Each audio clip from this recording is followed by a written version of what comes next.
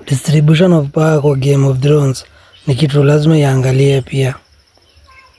The most powerful character hapo ni Melisandre, followed by Cersei Lannister, then Sansa, alafu Arya Stark. Lineup inaanza hivyo. Gender equality ndio kitu hawa maraita wa Game of Thrones hawako wanataka kusikia. Mamandem kuna vile wameonewa. For instance, Brandon Stark. Unapatiwa hiyo, unakuwa powerful hiyo design, then unakatwa miguu. Hawezi kuwa whole kama Cersei, hawezi compare Cersei na Brandon Stark. Angalia pia mzee kipara Lord Varys. Unakuwa powerful na hizo insight zote, then uko castrated. Same case na the Unsullied Soldier.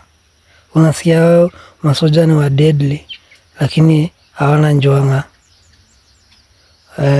Au maraita mnafaa pia bado waitoka mkutano waulizwe why.